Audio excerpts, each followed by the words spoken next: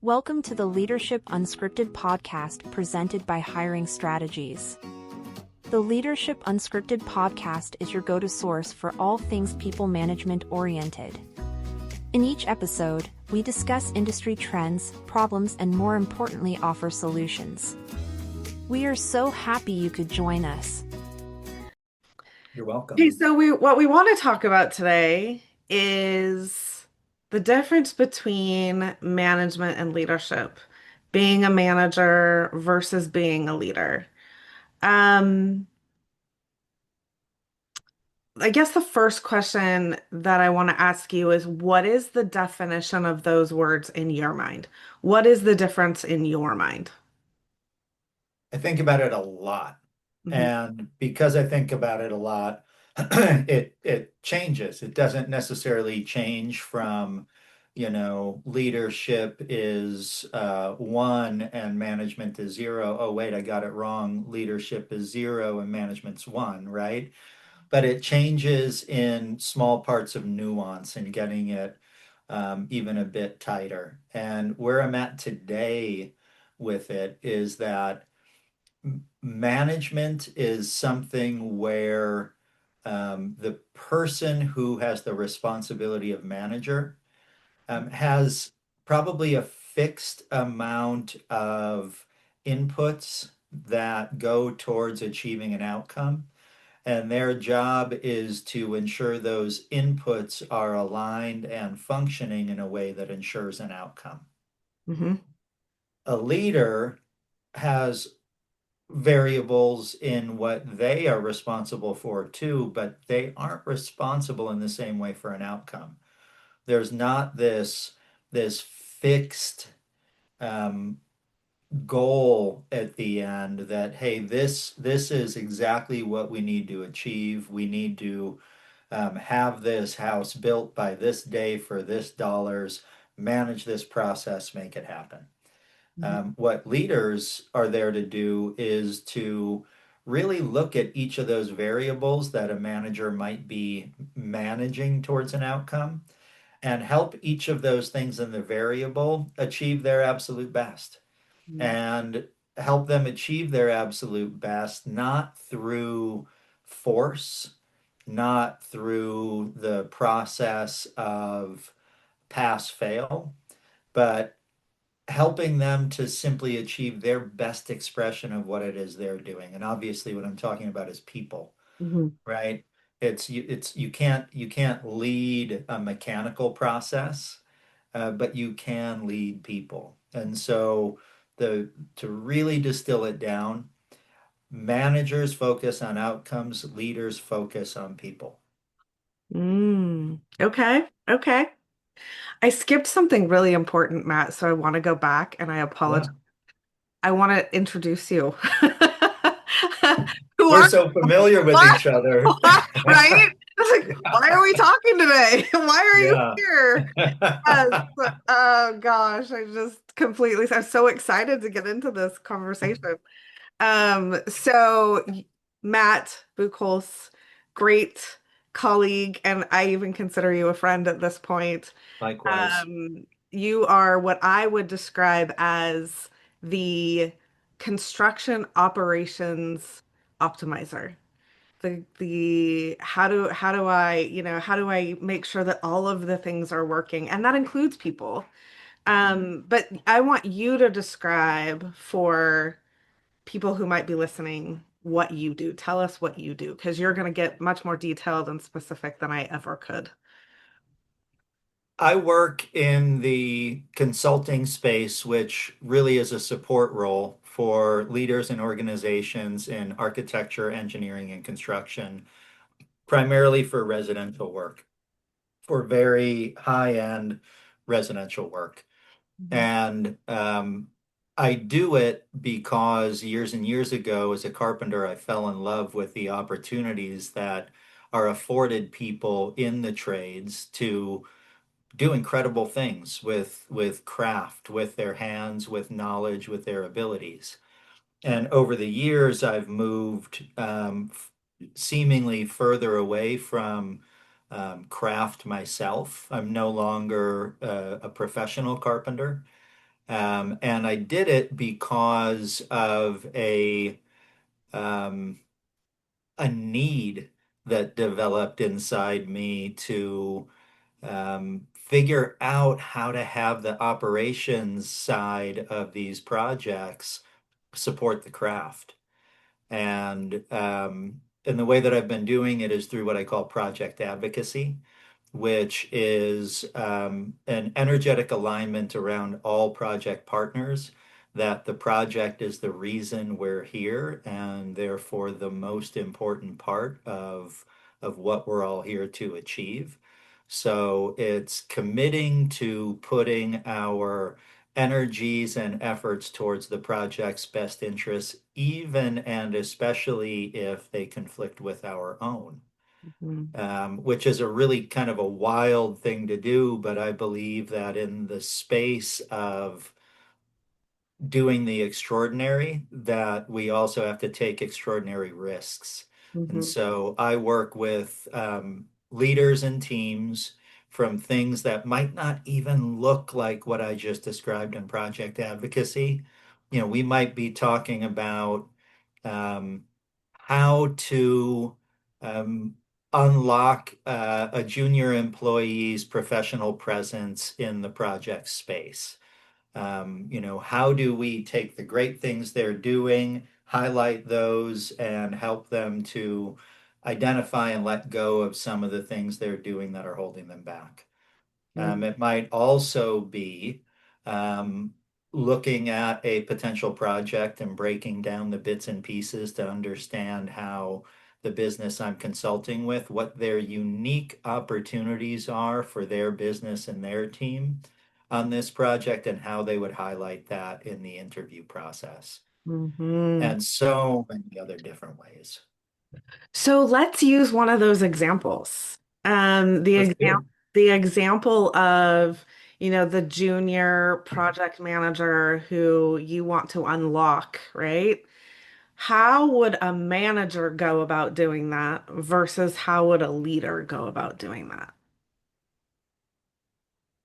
So I mean, this is an actual example, so of course I won't tell you anything about the client, Right, right, right. other than to say that the client was approaching it from a manager's perspective. Mm. You know, and the specific thing was around cell phone use and around being distracted by their cell phone, even in critical times, like in a meeting environment where other project stakeholders are in the meeting and they're observing their teammate distracted and not honoring the fact that they showed up to this meeting and they're paying full attention.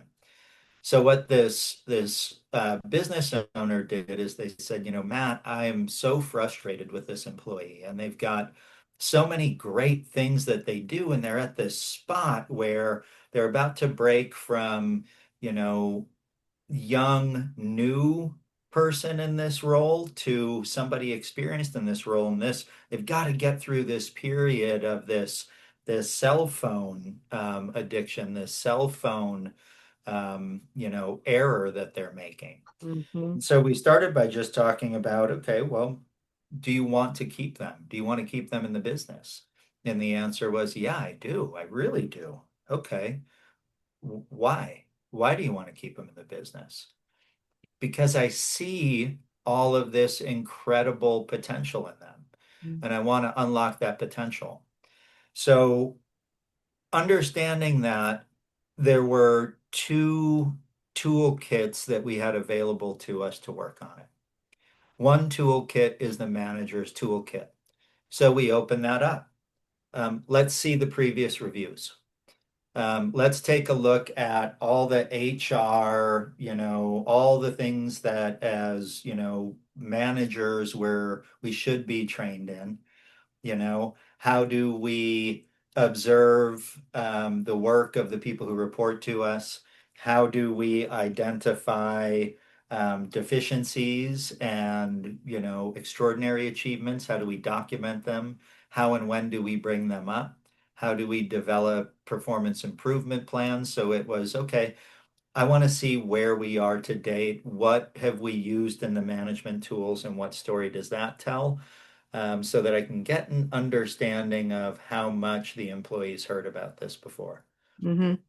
And then we went more into, as we understood all those things and understood what was and wasn't there, we took a look into the leadership toolkit, and what a totally different toolkit.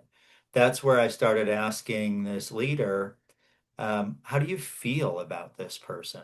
Mm-hmm. Well, I really like this person. I really want them to be successful. I want them to be successful in my organization. Mm-hmm. Okay, great. What what about your story has you so in tune with this employee and so attracted to their career path? Well, it reminds me of my own in some ways.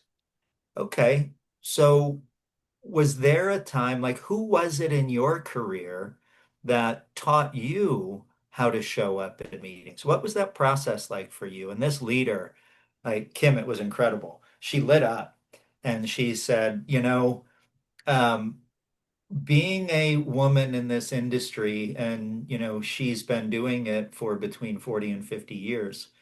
Being a woman in this industry and the times that I've been in this industry wasn't easy. But early in my career, one of my mentors noticed that I was really strong in meetings.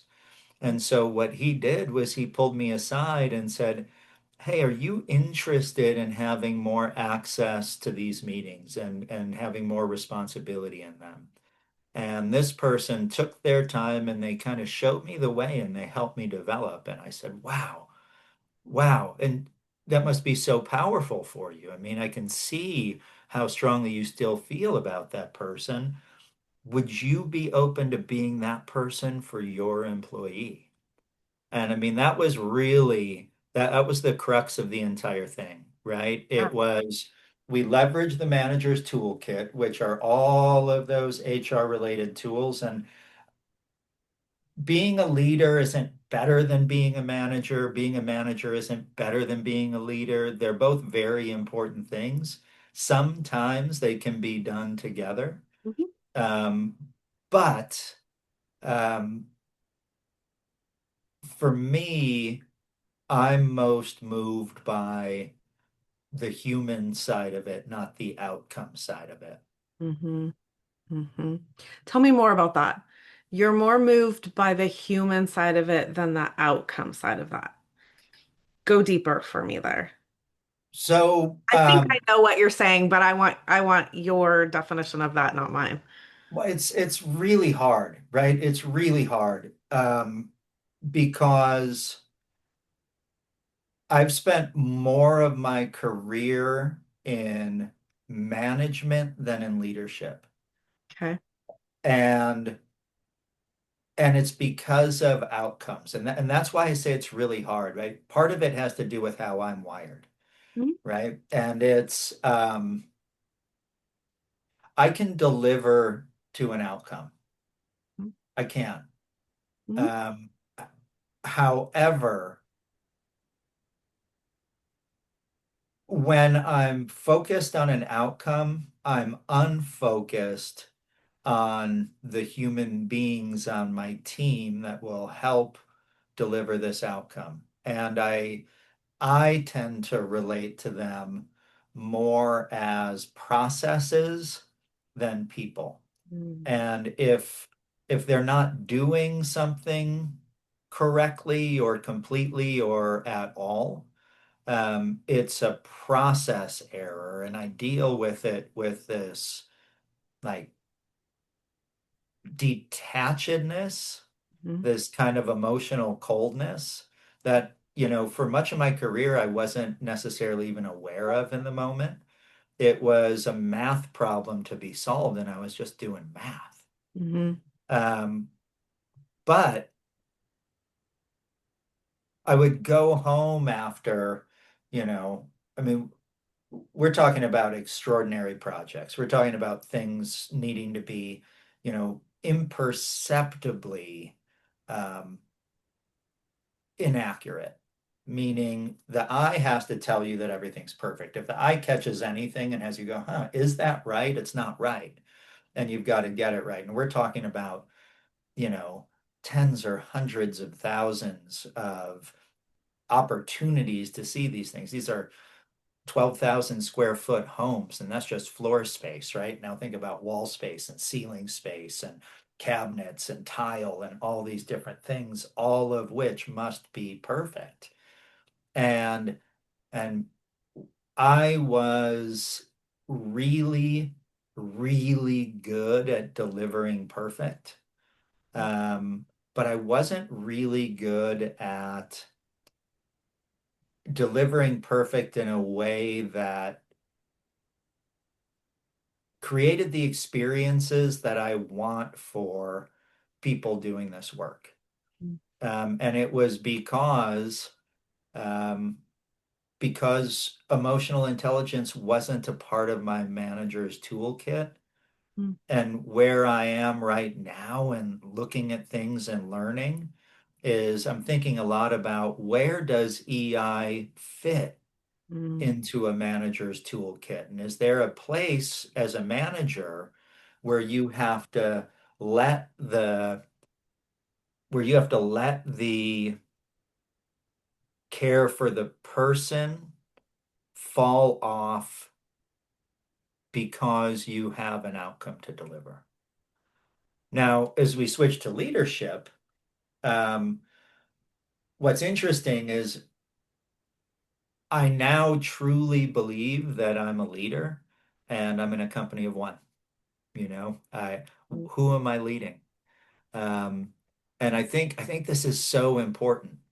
Um, Me and every other legitimate leader out there is a leader for whoever wants to follow, Mm. right?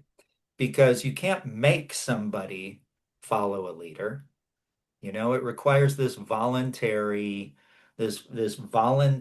thing that Seth Godin calls enrollment, right? Like leadership is inspirational and people follow a leader not because they have, 4 stars on their lapel, but because they're motivated to do so because of something that they're experiencing and observing in that other person. And so how is it that now I'm a leader? I don't have a single outcome that is more important than any person that I work with. Mhm. The person is always more important than the outcome. So, in that question that I asked at the end of what I was saying about managers, which was, does a manager get to a point perhaps where they've got to choose the outcome over a member of the team? I believe that the answer is, I've seen it a lot, yes. Mm. With leadership, um, the answer isn't no, but it's not a hard yes in the same way. Mhm. And I think one of the best examples of this, and it's one of the areas I've learned the most about true leadership, is in professional sports coaching. And I'm not a big sports fan. I don't follow any teams or any sport specifically, but you know, um, learning from people that do that, watching people who, is a basketball coach really not responsible for getting more wins than losses? Mm. You know, is it really about each individual and elevating each individual? With the best coaches out there, what I've heard them speak about and have witnessed is, yeah, that is what it is. Now, they may still make decisions to cut players and let them go, but ultimately, the decision to cut those players is more about the enrollment component being let go by the player as well as by the coach, right? When somebody chooses to no longer subscribe to being led, is it really the leader cutting them loose, or is that relationship just changed in a way that changes that composition? I think it's the latter. Well, and or that person is impacting somebody else's ability to be their best and is getting in the way of that coach elevating others. I think Mhm. that's another opportunity. But you're right. I think the first example is they have to unenroll because Yeah. if they've unenrolled, then they're impacting other people in negative ways, and then the coach has to make those decisions, which I think is absolutely true of leaders. A coach of mine, who is an NBA guy, NBA, not MBA. Graham Betchart is his name. He taught me something really powerful once, and he was sharing an anecdote about a coaching moment he had where head coach of a basketball franchise that he was working with called him up and was complaining about one of the players, and this was a star player, and he was complaining that, this player is late to every one of our team meetings. He's always late by 10 minutes, by 15 minutes. I'm done with it. I'm done with it. I want to let this person go. Mhm. Manager, Hmm. right? Like the outcome that I need a unified team at this team meeting, and I need everybody there on time. One player's not doing it. It's corrupting the culture. It's challenging my authority. I want to let them go. I want to move them on. It doesn't matter to me that they're a star player. The impact is such that the things I'm responsible to managing aren't working. I've got to make a change so I can have the outcome. What my coach said to this head coach was, what if you were to wait until that next time that this player shows up on time? And what if you were to then pull this player aside and say, hey, I really, really appreciated you being on time today. I saw something really special with the team today, and I think it's related to you showing up. What did you see today? Did you see that? Did you experience that? Man, that was so powerful. As a leader in this organization, if you can do that, if you can show up in this way, imagine what it does for us on the whole team. Well, they chose that route instead of letting the person go. That person, they found that opportunity, had that conversation. Person still shows up late on occasion, right? It's who they are. You're not going to change them, but they gave that person something so much more powerful than walking papers or a write up or whatever it might be.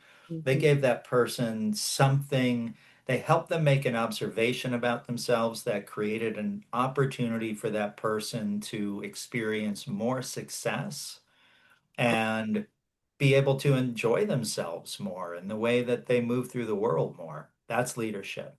That person received self-awareness and growth, It's an interesting concept, receiving self-awareness, but I totally get it. right? Yeah. Like it sometimes takes someone to put that mirror up for us. And I think that is the role of a leader. Instead of just, like you said, instead of just cutting that person off, it's how do I get them to see their importance? How do I get them to live into who they really truly are and what they're capable of? We talk about all the time in the hiring world about potential, hiring for potential, right? Like we've got to hire for potential, especially now in today's society when people are not, we need skills that don't exist right now. Like how are we training people for these skills that we've just never, we don't have programs for that yet.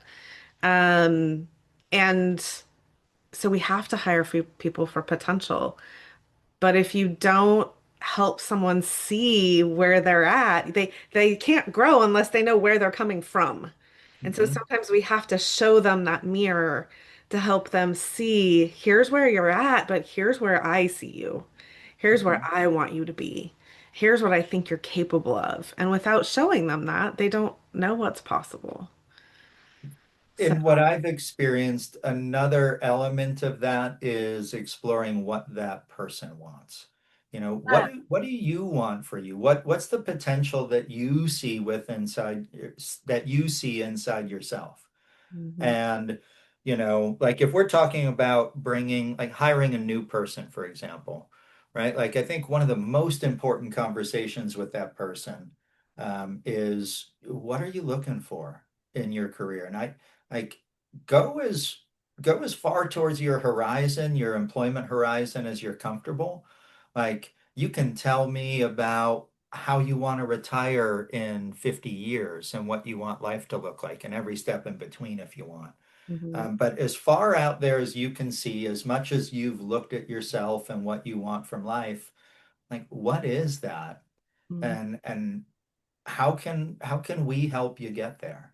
Mhm. My daughter right now is looking at two different jobs, and we were out in the car this morning running some errands, and we were talking about those two different jobs. One is a carpenter assistant position for a custom home builder in Maine, where she would be working with the owner directly. The pay is higher than the second job. The second job is a historic window restoration company, Mhm. also in Maine. And the second job has an HR department, so it's a bigger organization. She hasn't met anybody on the trade side yet. And so, what I was talking with her about is, you know, while it may look like what you're choosing between is either a new home construction company or a historic restoration company, let's take the word company out of it. New home construction work or historic window restoration work, that that's probably not really the things to be looking at to inform this choice. The things to be looking at to inform the choice is cultural in this organization. In the one company, you're working directly with the owner. You'll be there are benefits to that, and there are downsides to that. But look at what the day to day is going to be like, and understand what you would want from that position. And the same thing with this other organization, and understand a bit about who participates in you achieving your vision in this larger organization. Because large organizations, while they may have a more developed and graduated career path, um, they also may have um, structures in place that are difficult to navigate and that can be a limiting factor for you. So, so much of where we get to in our work comes from what we see for ourselves. And, I think the most important thing I told my daughter this morning was take the take this label of job and just put it away. Mhm. Like, forget about the fact that this is a job, and just think about it in terms of these are groups of human beings that you want to figure out if you want to hang out with them or not. Mm. You said something that just blew my mind, Matt. Wow, what did I say? You said, and I think this is the very definition of leadership. You said, who is the person? I want to get it exactly how you said it. You said, who is responsible in the organization for helping you achieve your vision? Like, that's a leader, That is a leader. Yeah, right? yeah. Like, like, do we even, in organizations today, do we even talk about that with our employees? What is your vision? How do you see yourself fitting in here? What do you see your role as? How can I help you achieve that vision? I don't think there's a lot of, there are some. There are absolutely some that do that, but I don't think there's a lot of them. I'm thinking about times when I've had conversations like that, and so often it can freak people out. Yeah. And it Like, freaks people. Nobody asks them that. no, no. And I think that is our biggest, and when I say our, I mean you and Matt and TJ and all of our friends and colleagues Yeah, that are working on this. I think that is our greatest, what we can offer, that is the most powerful. And that is, how do we teach people to do that? How do we teach people to ask that question, to really get in the weeds with your team and understand what is their vision, and ask yourself as the leader, how am I going to participate in helping them achieve that vision?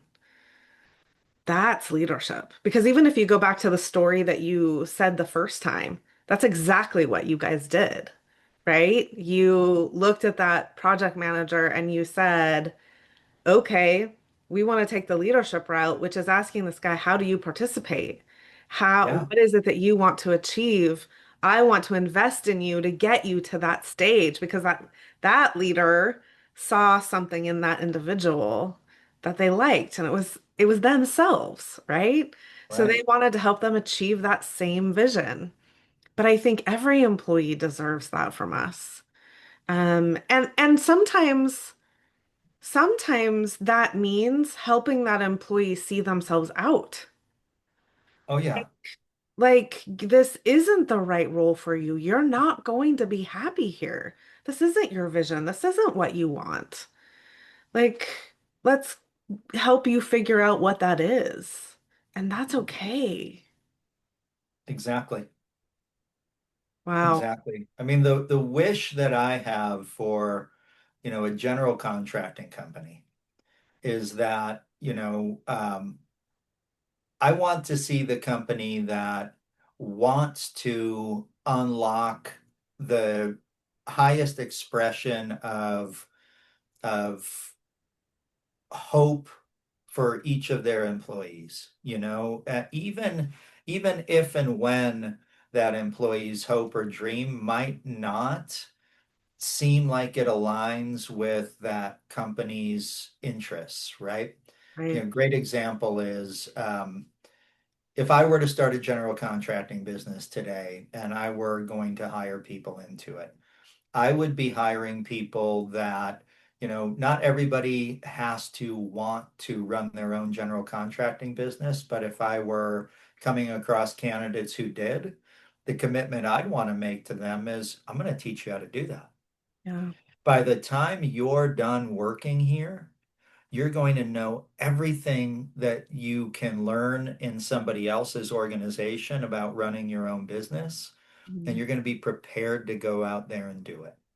And the way that I want us to prepare you for it is going to have us build this relationship that is going to keep us, even if you become my number one competitor, Mm. as incredibly strong in our bond and connection to each other so that I can call you and ask your help and advice when I need it, and you can call me and do the same thing.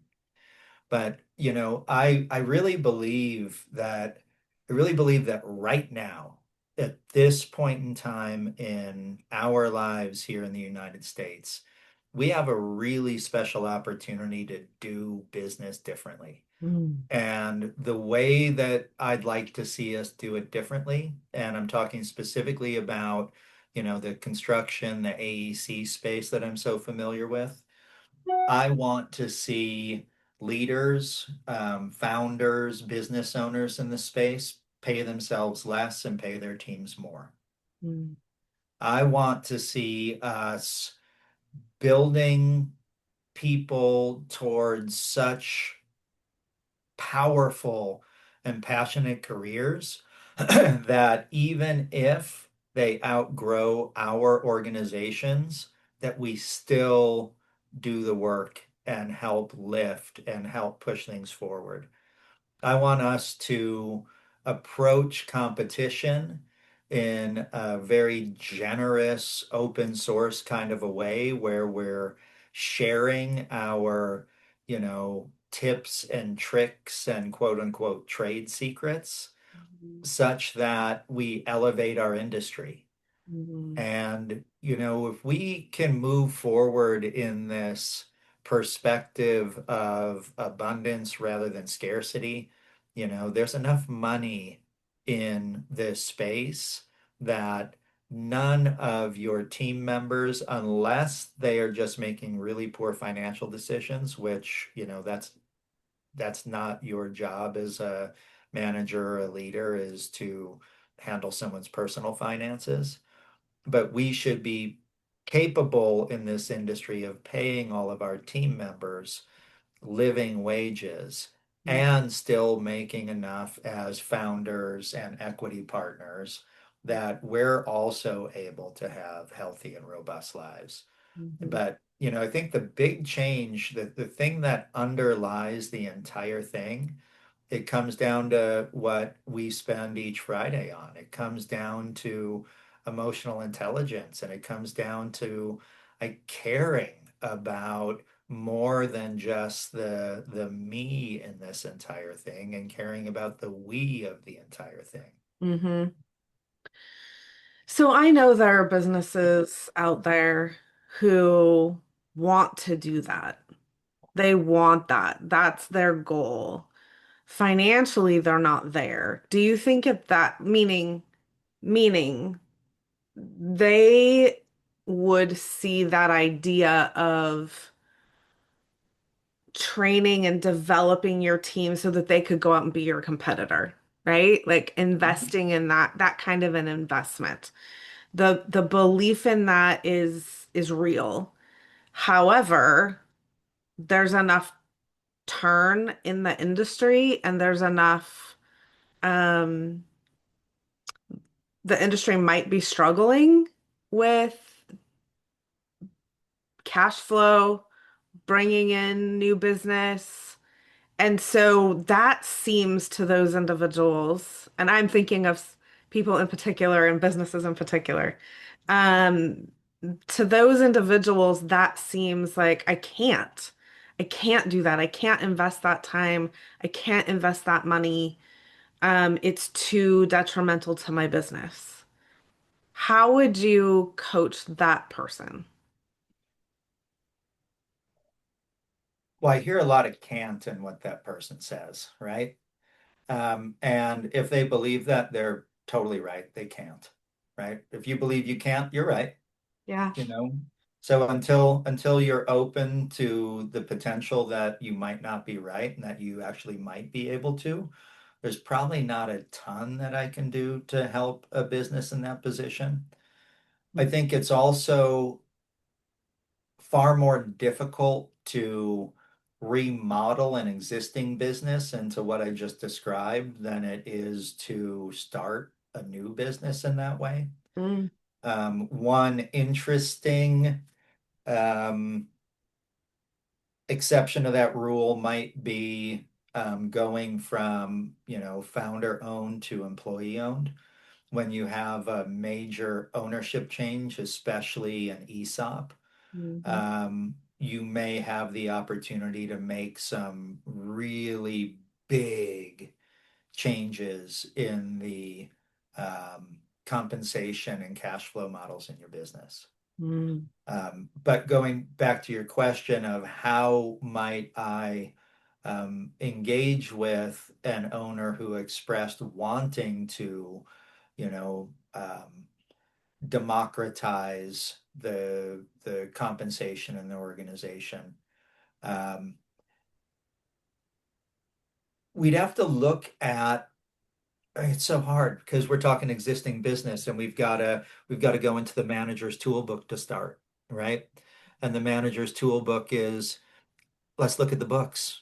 Like how are we doing financially, right? yeah. And there's this reality of, you know, my perspective is if you have a business that does not keep each of your employees healthy and requires to a degree your employees to subsidize your business with their futures, meaning they're not earning enough to save for retirement.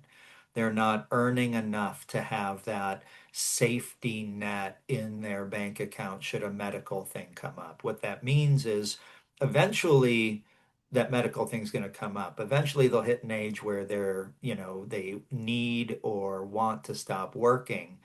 And if the business they've worked in for all those years didn't help them to achieve that, um, was that business truly functioning? Um, Mhm.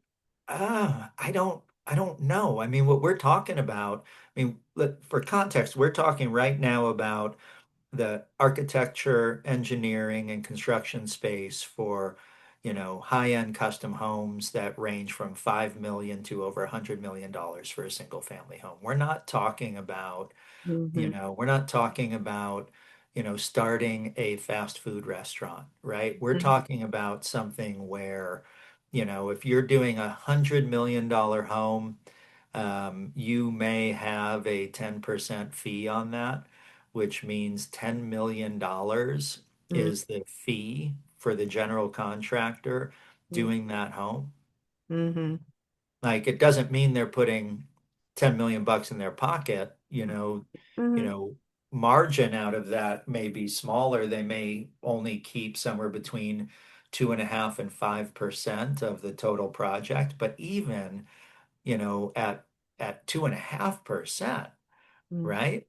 Like 2.5 million bucks, like, okay, that's all right. Like A lot with that. you can do a lot with that. Mhm. So there's this idea of, needing to figure out where are we going to start making those cuts, right? And it won't be easy, because one of the first places we're going to look is at executive compensation structure. Mhm. We're not going to be looking into the people that are being paid hourly. Like I promise they're not being overpaid. Right.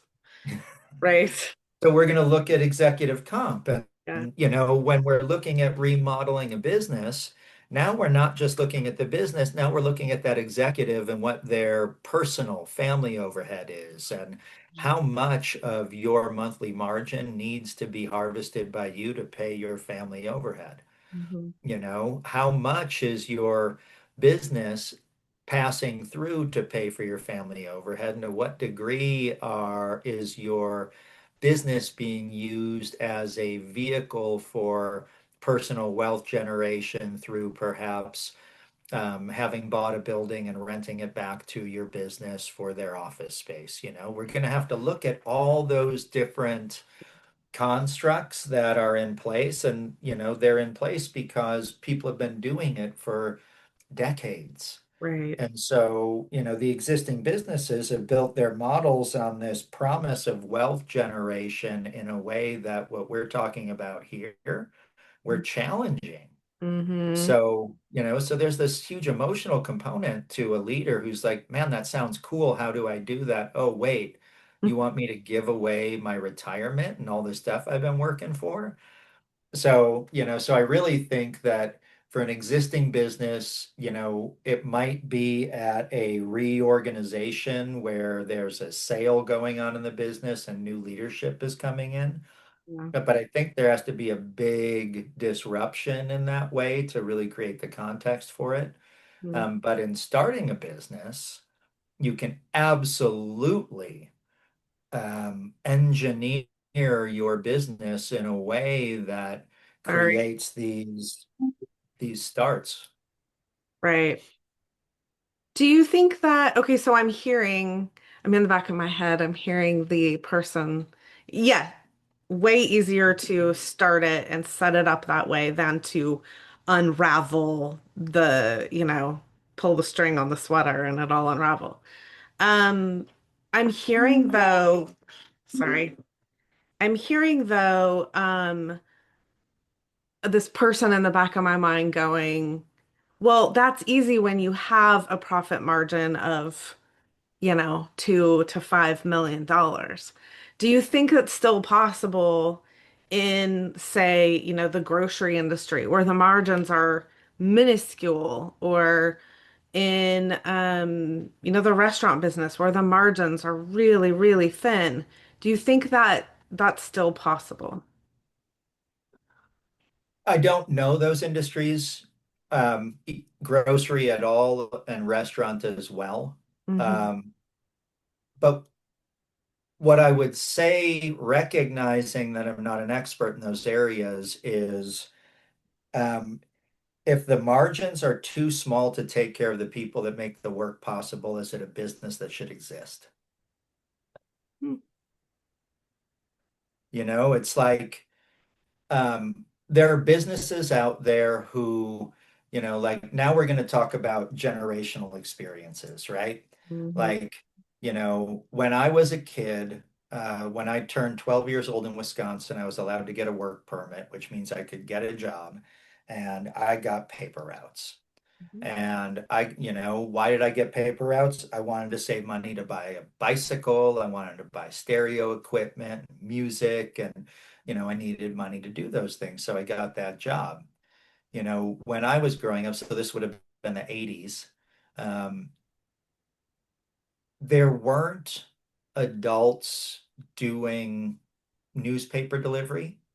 And that was evidenced by, I was just talking with my son Joel about this, and he was talking about looking for jobs, and he was talking about maybe a job doing canvassing in Chicago.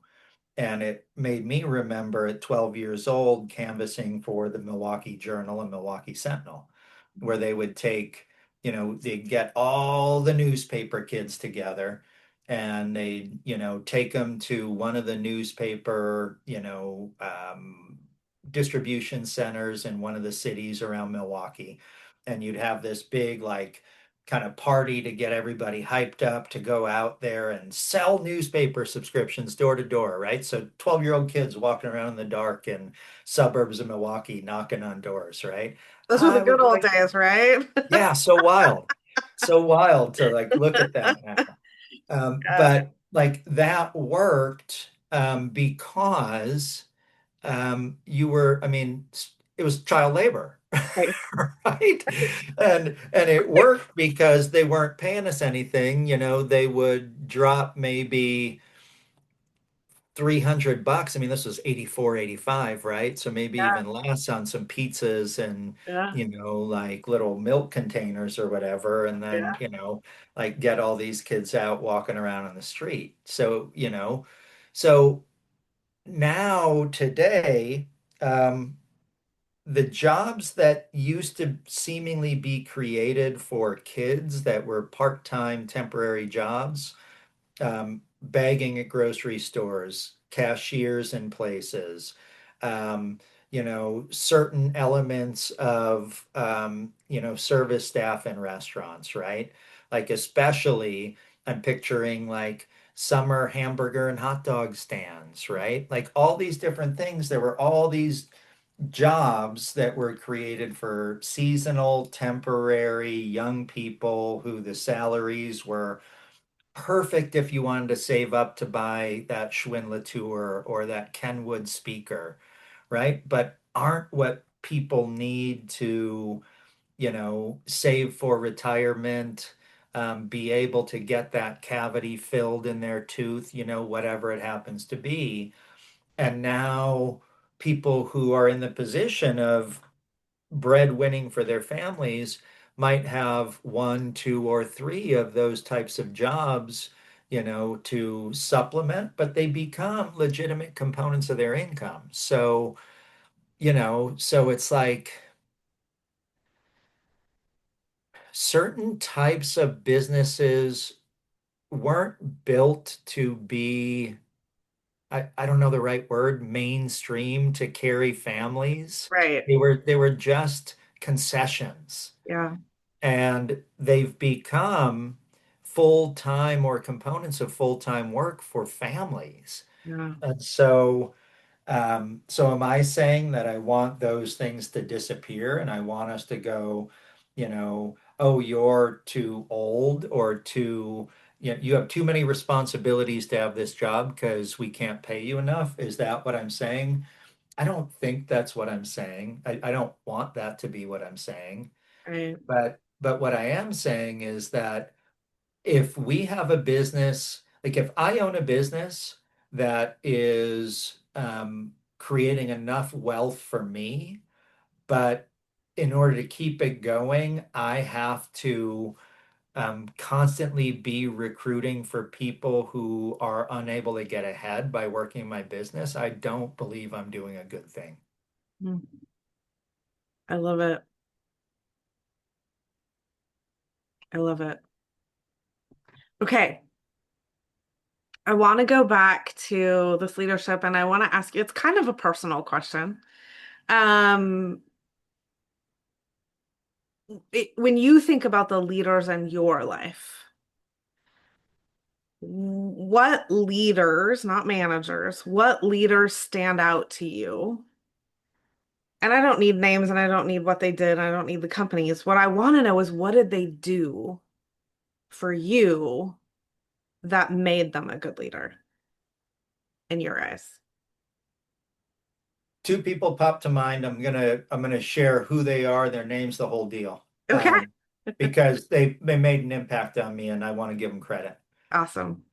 One is Staff Sergeant Lewis Okay. from the 7th Infantry Division Light. He was my Scout Section team leader, Okay. and we were doing a TJ Kelly and I were going through a Genos International educational series called Leader as Coach. And Kelly asked me to identify the best leader I ever worked with, and it was Staff Sergeant Lewis. And she had me rank Staff Sergeant Lewis in five different leadership traits that we were studying, 1 to 5 ranking, five high, one low. Sergeant Lewis, maximum score at 25, he might have been at 10, and I was kind of jaw dropped. I was like, how can it be that the best leader that I have ever worked with has such low scores? Right? And the next leader, and I'll come back to that. I'm going to let it cliffhang for a minute. The next leader was a handful of years later. His name's Michael Miller. And Michael was a superintendent on one of my, the most impactful carpentry job I was on. I mean, it was the most impactful because Michael gave me opportunities to do work that was so exciting that I dropped out of school. I dropped out of biochem, never went back to college, and was like, this is what I'm gonna do. Now, like, wow, okay, so what was that? That was leadership. Like Michael Miller, just like Sergeant Lewis, was not like what I know now about what a superintendent is. I wouldn't hire Michael Miller to be a job site superintendent. Hmm. Michael didn't know anything about scheduling. He didn't know much at all about safety. He didn't have all of the skill sets that I look for in a superintendent. Yet he unlocked something in me that had me drop out of college and decide that I was going to be a carpenter for my career. Hmm. So what was that? It was this, he was inspiring, and in a very different way. Hmm. Staff Sergeant Lewis was also inspiring. Now, Michael Miller was inspiring Michael Miller was a tall man, 6'3", 6'4", booming voice. And, he would give people, and not just me, everybody. He would give everybody opportunities that were beyond their demonstrated skill set. Hmm. And he would only allow them to go so far down the wrong path before he'd come in and provide some coaching and some, correction back to where he wanted it to be. But he would, for people that didn't respond well to going beyond their demonstrated capacities, Hmm. he'd slow down on it, and he didn't push everybody. But with me, he saw that, like, yeah, you give me something beyond my opportunities, and that's how you really get me engaged, right? That's how I Hmm. really go, okay, like, stop talking, I gotta focus now. Like, this is hard for me. And so that was Michael Miller's way. Sergeant Lewis's way was he was a lead by example guy.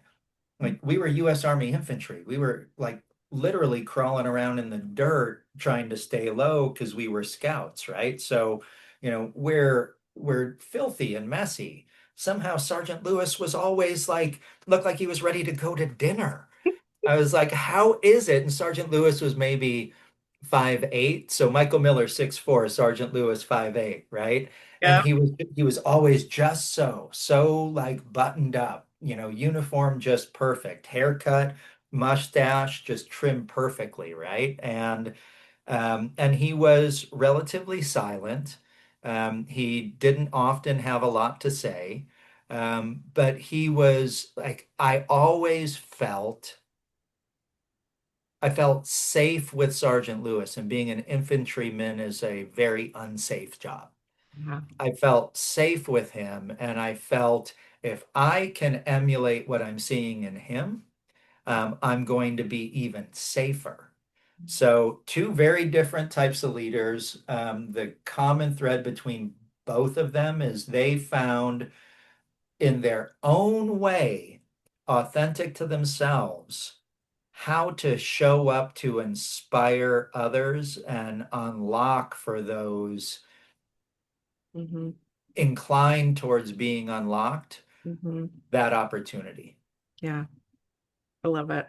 Vi vi being that visionary and that inspiration. Yeah.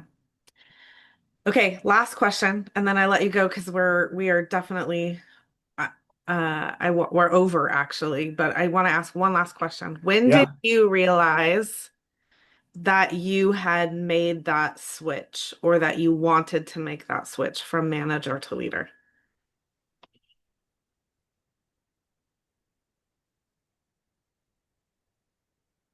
And recognizing that you can still be both, right? There's nothing wrong with Right. both. Yeah.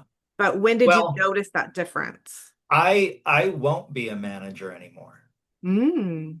Yeah, I mean, so for me, there's a very clear line in the sand, right? And I am not available for management.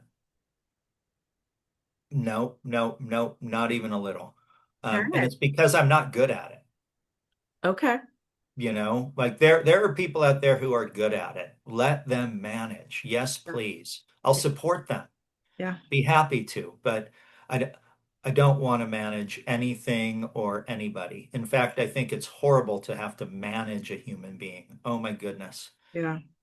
So when did I realize it? I mean, the buildup to it were each of the, negative interactions that I had with people in manager roles.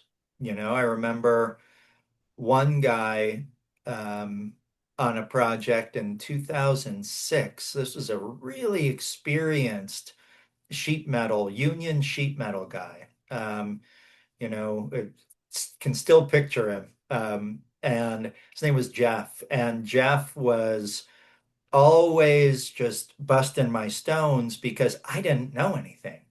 Like I came onto that project a carpenter, got promoted to foreman, and way too quick got promoted to superintendent, had no business being a super, didn't have any training. It was just a title. And Jeff was advancing a scope of work that wasn't ready to be advanced because I wasn't good enough at my job to have gotten the things that should have been done. And he knew it, but he liked messing with me. And so he's starting to put it down. I'm on a roof deck. I see him doing it. My general superintendent, who is supposed to be the guy who's helping me to grow and develop in my career, sees me just like my expression change and my posture change and just saw me move across that roof at him, yelling, like, "Stop what you're doing!" And when it was all over, my general superintendent said, "Oh man, that was great. I thought you were going to kill that guy." And I went, "That was not great at all. And you should not be telling me that it was great. You should be telling me the opposite, man." And like, no, that's not the right way to behave. So, I've got 100 if I've got one stories like that about my career. And each of those, maybe not in that moment, but when I got home that night and played the day through my head, there are so many times where I've gone, oh my God, Matt, did you really talk to that human being that way today? Like, what's wrong with you, man? Um, and then when did it become really clear for me that management just wasn't my bag? Um, I was a principal in a large company once. I was successful in it in many ways, and I was unsuccessful in it in other ways. The ways that I was unsuccessful were the management components. Mhm. It was being responsible to outcomes, not just to elevating the people. I Mhm. was a CEO after that in another company for only 5 months. I left after 5 months, unsuccessful. I was successful in certain parts of it, but I was really unsuccessful in other parts. And again, they came down to management. They came down to the outcomes. And then, you and I went through the PXT Select, and it was truly in sitting with you and having you explain the PXT Select to me and looking at that those scores and that breakdown. And, what I'd said to you was, wow, I really like the person I'm seeing reflected back to me in this breakdown. Mhm. And it's extraordinary to me that that person's actually me because I haven't seen myself show up this way in my work. And it was that moment Mhm. when I was like, this is it. Like, I'm not, I didn't fail. Mhm. I did. And it was the unlock towards the success, right? So it was like, look back in your notes. I think it was October 12th, 2024 that we did that. Mhm. But that's the day and time that that happened for me when I realized, wow, I am not and do not endeavor to be a manager, Mhm. but I am and endeavor to ever improve at being a leader. Yeah. And that's that unlocking of someone's best, right? Helping them come into their full potential is really what my job is all about. That's what I am trying to help people do. Well, you nail it. I mean, you nail it, Kim. Like, what a potent unlock for me in my career. And that unlock is doing so much for my clients. And like, you have a part in that every day. Every day that I step forward and work with people, I'm carrying you forward. Mhm. Thank you, Matt. That means a lot. You have no idea how much that means to me. A lot. So. Yeah, well, I mean Thank it. you. You're Thank welcome. you for your time. Thank you for your insight. Thank you for your emotional intelligence. Thank you for being your best you, because you are changing lives by doing that. You're giving people that same perspective. You're emulating it. You're being it. You're being that mirror for people. So thank you, thank you, thank you. Have a wonderful rest of your day.